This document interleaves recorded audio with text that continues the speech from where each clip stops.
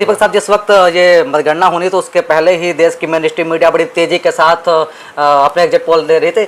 Exit और exact में दोनों में बड़ा डिफरेंस हुआ। तो उस समय जब आप टीवी पर देख रहे होंगे कि देश की मेन स्ट्रीम मीडिया 350 से लेकर के 401 तक पहुंच गई थी, उस वक्त कहीं ना कहीं तक मन में कुछ संशय या मेरी उनसे बात नहीं हुई, फोन पे बात नहीं हुई, लेकिन ये है कि मैसेज के माध्यम से मैंने मोदी मीडिया के लोग थे जिनको उम्मीद नहीं थी, लेकिन तो आपने कहानी बदल दी, समय बदल दिया, जज्बात बदल दिए, एकदम कैसा मन तो गदगद हो जिसको रहा भी टिकट मिलेगा उत्तर विधानसभा से हम लोग मजबूती के साथ उसको लड़ाने का काम करेंगे, उसको मैं जिताने अपने सभी दर्शकों का मैं दीपक तिवारी बहुत बहुत स्वागत करता हूं। लखनऊ में हूं, उत्तरी इलाके में हूं और आज हमारे साथ समाजवादी पार्टी के कद्दावर नेता दीपक रंजन साहब हैं।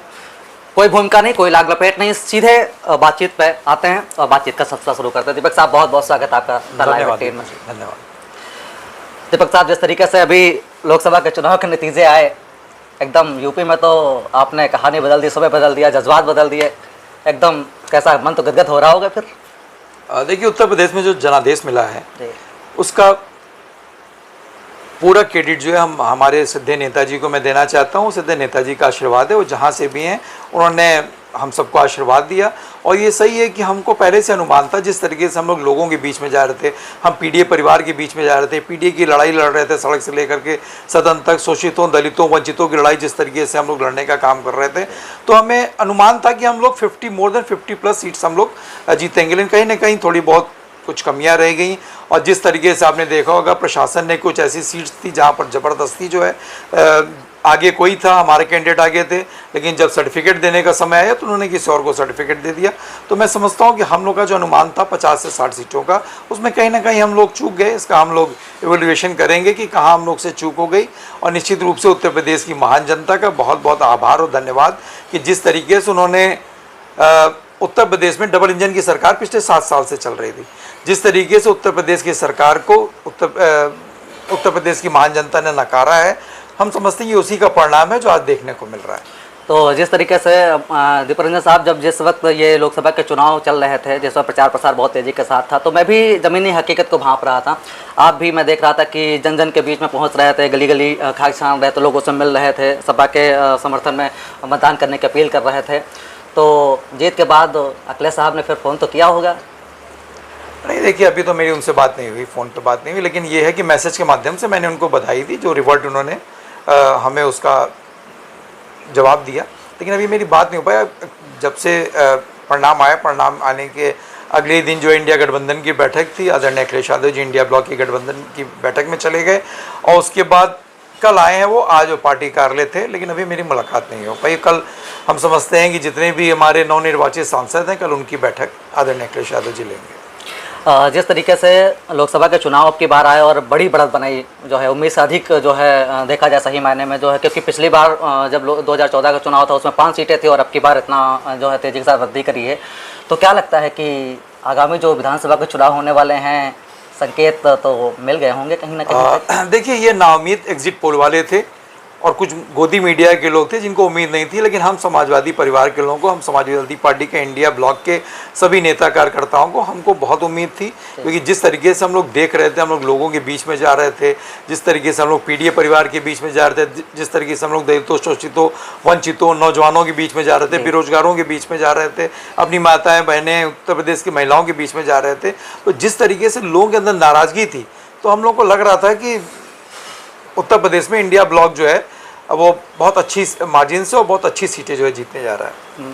क्या लगता है कि 2000 ये विधानसभा का जो आगामी चुनाव होगा, जिस तरीके से दीपक रंजन साहब ने मेहनत करी है, उसको देखते हुए क्या सपा प्रमुख अखिलेश यादव की बार दीपक रंजन साहब को इस क्षेत्र से अवसर देने का करेंगे? क्या लगता है आपको? देखिए दीपक जी, हम लोग कार्यकर्ता हैं और समाजवादी पार्टी के हमारा शीर्ष नेतृत्व आदरणीय राष्ट्रीय अध्यक्ष जी या जो भी लोग हमारी जहाँ पर भी ड्यूटी लगाते हैं, हम लोग ईमानदारी से वहाँ पर ड्यूटी करते हैं और जाहिर सी बात है राष्ट्रीय अध्यक्ष जी का आशीर्वाद होगा तो हम लोग लड़ेंगे। लेकिन जिसको भी टिकट मिलेगा उत्तर विधानसभा से, हम लोग मजबूती के साथ उसको लड़ाने का काम करेंगे, उसको जिताने का काम करेंगे। अच्छा दीपक साहब, जिस वक्त ये मतगणना होनी तो उसके पहले ही देश की मेन स्ट्रीम मीडिया बड़ी तेजी के साथ अपने एग्जिट पोल दे रही थी। एग्जिट और एग्जैक्ट में दोनों में बड़ा डिफरेंस हुआ। तो उस समय जब आप टीवी पर देख रहे होंगे कि देश की मेन स्ट्रीम मीडिया 350 से लेकर के 401 तक पहुंच गई थी, उस वक्त कहीं ना कहीं तक मन में कुछ संशय या ऐसा कुछ? देखिए दीपक जी, अभी आप ही ने कहा ना कि एग्जिट पोल एग्जैक्ट पोल में बहुत अंतर होता है। तो हम लोग एग्जैक्ट चीज़ों पे विश्वास करने वाले लोग हैं। हम लोग एग्जिट पोल पे, अनुमान पे हम लोग ने कभी विश्वास नहीं किया। हमारा अपना खुद का सर्वे उत्तर प्रदेश में था, हमारे राष्ट्रीय अध्यक्ष जी ने सर्वे कराया था, हमारे पार्टी के नेता कार्यकर्ता हम जैसे लोग जो है हर लोकसभा में करीब 4 से 5 हज़ार लोग थे। और इनका जो एग्जिट पोल जो ये लोग कर रहे थे, इनका सैंपल साइज क्या था? सबसे ज़्यादा सैंपल साइज अगर किसी का था तो चाणक्य टुडे का था, और करीब 5 लाख सैंपल सर्वे उन्होंने कलेक्ट किया था।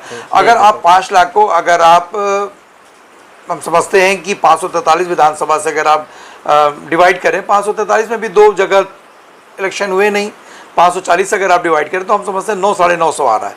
और एक लोकसभा में जो मध्य स्थल है, जो पोलिंग बूथ है, वो मोर देन 2000 है। तो किस हिसाब से उन्होंने सर्वे किया?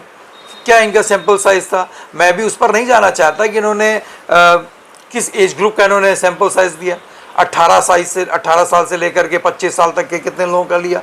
जो नौजवान आज की तारीख में जो बेचारा रोजगार को लेकर के दर दर भटक रहा है, माताएं बहनें महिलाओं का कितना उन्होंने सर्वे किया? आज जो महिलाएं, आज उत्तर प्रदेश हम नहीं कहते ये, दीपक जी एनसीआरबी का डाटा कहता है कि एनसी की आज की तारीख में महिलाओं के साथ सबसे ज़्यादा उत्पीड़न कहीं हो रहा है तो उत्तर प्रदेश में हो रहा है।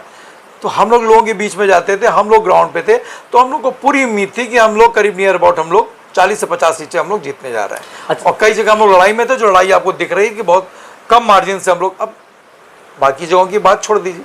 आज देश के प्रधानमंत्री जी को जो है शुरू में 11:30 बजे तक पीछे चल रहे थे वो, उसके मात्र 1.5 लाख से वो जीते। लखनऊ के ले लीजिए, यहाँ से रक्षा मंत्री जाते हैं, सिर्फ 1.25 लाख वोटों से जीते ही। स्मृति ईरानी जी जो इतनी बड़ी बड़ी बातें करती थी, और तो बात छोड़ दीजिए, जो प्रभु श्री राम के नाम को राजनीति में भुनाना चाहते थे, वहाँ की जनता ने किसको आशीर्वाद दिया?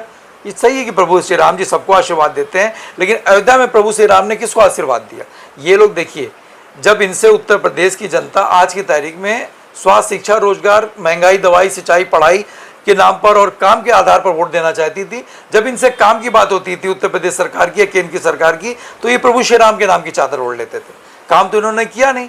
आज की तारीख में इनको जो इनके खिलाफ वोट पड़ा है, या जो उत्तर प्रदेश की देवतुल्य जनता ने जो है आज भारतीय जनता पार्टी को नकारा है, कहीं ना कहीं इनकी नाकामियां रही हैं, क्योंकि काम इन्होंने कहीं नहीं किया। आज उत्तर प्रदेश हमारा, दीपक जी, पर्चा लीक प्रदेश बना हुआ है।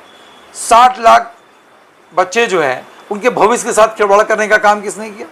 हमारे राष्ट्रीय अध्यक्ष जी सदैव कहते हैं, हम लोग भी कहते हैं, 60 लाख जो छात्र, जो नौजवान हैं, उनके मदर फादर से अगर आप कैलकुलेट कर लीजिए तो 1,80 लाख होते हैं। अगर आप उनको 80 कॉन्स्टिट्यूएंसी से अगर आप उसको डिवाइड करेंगे तो करीब 2.25 लाख वोटर एक कॉन्स्टिट्यूएंसी में आ रहे हैं। तो ये आखिर गुस्सा, नाराजगी कहाँ जाएगी?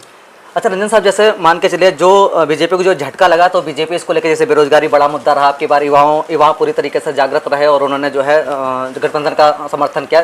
साफ तौर पर लगा इस बार जो है अयोध्या को लेकर के आपने बात की, जिस तरीके से वहाँ की स्थिति तो सबने देखी, तमाम तरीके से प्रसारित हुआ, सारी चीज़ें हुई। क्या लगता है कि बीजेपी को जो झटका लगा कि इस पर आत्मचिंतन नहीं करेगी, इन कमियों को दूर नहीं करेगी? अगर मान लीजिए कि अगर उस पर सुधार करती है और वो सारे दांव फेंकती है, सारे पासे फेंकती है, ऐसे में आपके पास सपा क्या नई नीति अपनाएगी, क्या रणनीति बनाएगी, जिसके चलते जिस तरीके की वृद्धि हुई है वो और तेजी के साथ अपने विकास करके तेजी के साथ उभरे? क्या लगता है? देखिए, हम लोगों ने बार बार कहा कि झूठ की आंडी बार बार नहीं चढ़ती। 2 बार आपने अपनी झूठ की आंडी चढ़ा ली, और आप जिन वादों से आए थे, आप अपने जुमलेबाजी से आए थे और अपनी फेक गारंटी से चले गए। आपने गारंटी क्या दी? आपने देश के प्रधानमंत्री जी जो आज सबसे बड़े संवैधानिक पद पे बैठे हुए हैं, उन्होंने कहा, उन्होंने जिनके ऊपर आरोप लगाया भ्रष्टाचार को लेकर के, और उन्होंने कहा कि मैं भ्रष्टाचार के खिलाफ लड़ाई लड़ने की मैं गारंटी देता हूं। चाहे महाराष्ट्र का आप उठा करके देख लीजिए, आप आसाम को उठा करके देख लीजिए, आप शुभेंदु अधिकारी जी, आप बंगाल को उठा करके देख लीजिए, और 4 ही दिन बाद उनको ना सिर्फ अपनी पार्टी में लिया, बल्कि उनको महत्वपूर्ण पदों पर उनको बिठाने का काम किया।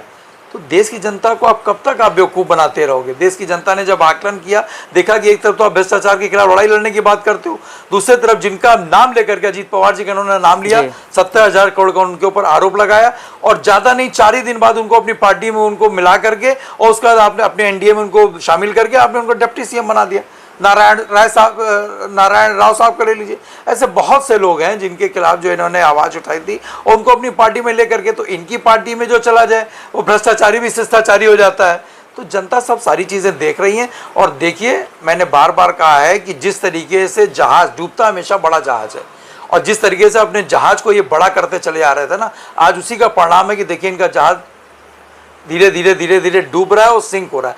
भाई, आज की तारीख में आप कहते थे कि भारतीय जनता पार्टी अकेले अपने दम पर 370 सीटों से ज्यादा लेकर के जी, आएगी जी। और एनडीए ब्लॉक जो है, एनडीए गठबंधन, वो 400 पार कर जाएगा जी। तो आप देख लीजिए कहाँ ये पूर्ण बहुमत वो का। तो अंधे मुंह गिर गया एकदम। अब इनको कहीं ना कहीं डिपेंडेंट सरकार चाहनी पड़ेगी, इनको कहीं ना कहीं अपने सहयोगी दलों के उस पर डिपेंड रहना पड़ेगा, उनकी मांगों को मानना पड़ेगा। देखिए हम चाहे अभी खेला होना बाकी है जी। सरकार जिसकी भी बनेगी, अगर इंडिया ब्लॉक की सरकार बनती है तो हम लोग ने जो हिंदुस्तान की देवतुल्य जनता से जो हमने वादा किया था, उन वादों को हम लोग अविलंब पूरा करेंगे। और अगर किसी कारणवश अगर जोड़ तोड़ करके अगर एनडीए की सरकार बनती है तो हम लोग सड़क से लेकर के सदन तक जो हम लोग ने जनता से वादा किया था, स्वास्थ्य, शिक्षा, रोजगार, महंगाई, किसानों की आय दुगनी करना, एमएसपी की गारंटी, जातिगत जनगणना, कास्ट सेंसस, इन सारी चीज़ों के लिए हम लोग लड़ाई लड़ते रहेंगे। बेरोजगारों की लड़ाई लड़ते रहेंगे, रोजगार के अवसर की हम लोग लड़ाई लड़ते रहेंगे कि लोग जो बेरोजगार, आज की तारीख में आप देख लीजिए 83% लोग जो है आज की तारीख में हिंदुस्तान में नौजवान बेरोजगार है। तो इस दिशा में भारतीय जनता पार्टी ने, ये एनडीए की सरकार ने 10 साल में क्या किया? तो जनता देखिए, ये चुनाव पूरा जनता वर्सेस सत्ता था। जनता ये चुनाव लड़ी, हम लोग जनता की आवाज़ बन करके। और ये भी चीज़ मैं आपसे बताना चाहता हूँ कि हम लोग जब लोगों के बीच में जाते थे तो उनसे पूछते थे, उसी आधार पे हम लोग ने अपना घोषणा पत्र, अपना मैनिफेस्टो हम लोग ने तैयार किया था। ओल्ड पेंशन स्कीम, अग्निवीर जैसी योजना को खत्म करना। देश के प्रधानमंत्री जी 74 साल होकर के अपने लिए तीसरा मौका मांग रहे हैं और अग्निवीर जैसी योजना ला करके 4 साल में आप जबरिया लोगों को रिटायर कर रहे हैं। तो 74 साल में आप तो अपने लिए मौका मांग रहे हैं देश की जनता से, लेकिन वही नौजवान जो है अगर अग्निवीर योजना में ला करके आप उसका भविष्य के साथ खिलवाड़ कर रहे हैं, नहीं कर रहे हैं। समाज का एक तबका तो कह रहा है कि भाजपा इतनी सीटें ले आया और इतनी सीटों में थोड़ा सा वृद्धि कर ली तो समाजवादी पार्टी और इंडिया गठबंधन बड़ा खुश है, उतनी सीटों पे वो द्वंद्व नहीं मचा रहे हैं। क्या कहेंगे आप? देखिए, इंडिया गठबंधन ने, समाजवादी पार्टी ने इनका घमंड चूर चूर कर दिया। जिस घमंड में चूर थे कि 400 पार हम ले जाएंगे, उस संविधान को खत्म खारिज करके हम आरक्षण को खत्म कर देंगे, ये हम नहीं कह रहे हैं। ये इनके बड़े बड़े नेता ने कहा, इनके जो आरएसएस के प्रमुख हैं मोहन भागवत जी ने कहा, मनमोहन वैद्य जी ने कहा, इनके अनंत कुमार हेगड़े जो कई बार के सांसद, उन्होंने कहा, और तो और जो अयोध्या से प्रत्याशी लल्लू सिंह जी ने, उन्होंने कहा। उसके बाद अरुण गोविल साहब ने कहा, जो दिव्या कुमारी जी जो आपकी राजस्थान की डिप्टी सीएम है, उन्होंने कहा। तो हमने तो नहीं कहा। और संविधान देखिए कोई बदल भी नहीं सकता और ना हम इंडिया गठबंधन के लोग उसको बदलने देंगे। संविधान बचाओ तो आपका पूरी तरीके से ना रहता, संविधान बचाने को लेकर तो आप लड़ाई लड़ रहे थे पूरी तरीके से। ये तो कह रहे थे, हर मन से कह रहे थे कि 400 सीटें, 2/3 बहुमत हमको दे दो, 400 सीटें हमको दे दो, हम संविधान बदल देंगे। महंगाई आज कहाँ से कहाँ पहुंच गई? मोदी बचाओ देश बचाओ। आप बताइए, महंगाई आज कहाँ से कहाँ पहुंच गई?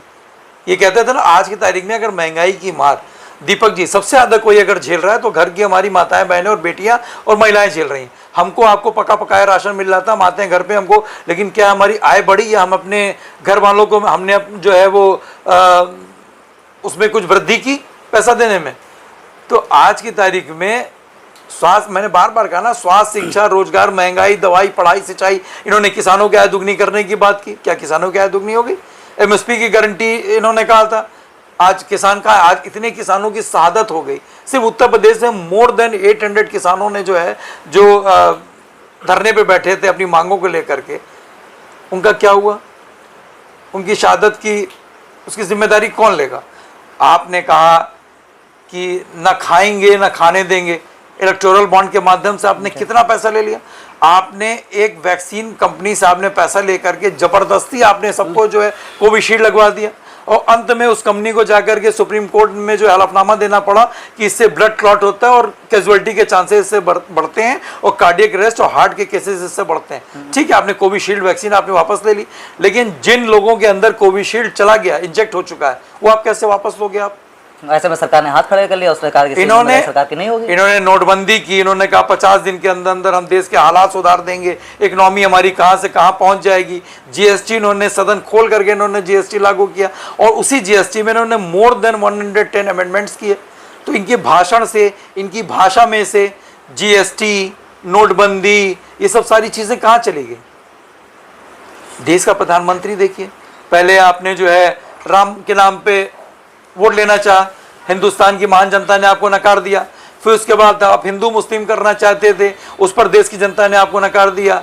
फिर आप हमारे माताएं बहनों के मंगलसूत्र पे आ गए, उस पर हिंदुस्तान की माताओं बहनों ने आपको नकार दिया। फिर आप इनहेरिटेंस टैक्स पर आ गए, जबकि इनहेरिटेंस की वकालत सबसे पहले किसी ने की थी तो जयंत सिन्हा साहब ने और अरुण जेटली साहब ने की थी।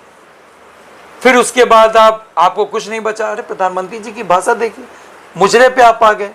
आपने म से मटन, मीट, मछली, मुजरा सारी बातें आपने कही, लेकिन म से महंगाई, म से मणिपुर, म से महिलाएं, ये आपको याद नहीं आई। तो देखिए जनता जो है, आप झूठ साच बोल करके, ये फ्रस्ट्रेशन था। और तो और छोड़िए सारी बातें दीपक जी, आप एक तरफ तो आप डंका बजाते हो कि मैंने हिंदुस्तान के 80 करोड़ लोगों को हमने जो मुफ्त राशन दे दिया और 26 करोड़ लोगों को हमने गरीबी रेखा से ऊपर उठा आगे भी गारंटी दे रहे थे। तो 130-135 करोड़ की जनता में आपने जो है 106 करोड़ लोगों का आपने जो है बाहर निकाल दिया। बचा कौन? और उसके बाद इन्होंने क्या क्या, प्रधानमंत्री जी ने क्या भाषण दिया कि 80 करोड़ जनता जिनको मैंने मुफ्त राशन खिलाया है, अगर वो वोट नहीं देंगे तो पुण्य के भागीदार नहीं होंगे। आप बताइए, सरकारी योजनाओं के नाम पर डरा करके आप लोगों से वोट लेना चाहते थे। इमोशनल ब्लैकमेल होना भी ये तो क्या हासिल हुआ आज के तारीख में? ठीक है, आप जोड़ तोड़ करके, किसी का हाथ पांव जोड़ करके आप सरकार बना लीजिए, लेकिन आज आप डिपेंडेंट की सरकारी तो बनाएंगे। आप कहते थे 370 अकेले भारतीय जनता पार्टी पार करेगी, अकेले 370 सीटें लेकर के आएगी। चलिए बात 370 की हो रही है, वहां पे जम्मू कश्मीर में 370 धारा हटाई आपने। बड़ा एजेंडा था, बड़ा एजेंडे में शामिल किया था, बहुत बड़ा एजेंडा था आपका। फिर आप जम्मू कश्मीर में आप विधानसभा का चुनाव लोकसभा के साथ कराने की हिम्मत आपकी क्यों नहीं? घाटी से आपके 3 प्रत्याशी नहीं उतरे, 3 प्रत्याशियों ने अपना वापस दे दिया, चुनाव लड़ने से मना कर दिया। तो आप बताइए। अच्छा रंजन साहब, जैसे एनडीए तो सरकार बनाने का दावा कर रही है पूरी तरीके से, तो ऐसे में एक सवाल निकल कर मेरे जहन में आ रहा है, मैं पूछ लेता हूँ आपसे कि जो किंग मेकर के तौर पे जो चेहरा सामने आया नीतीश कुमार का, मैंने जहाँ तक मैं उनको जानता हूँ कि बिहार में सरकार किसी की भी नहीं, मुख्यमंत्री नीतीश कुमार रहे और कहीं ना कहीं तो वो पलटू राम के नाम से बाकायदा जाने जाते हैं, अच्छे तरीके से प्रसिद्ध हैं।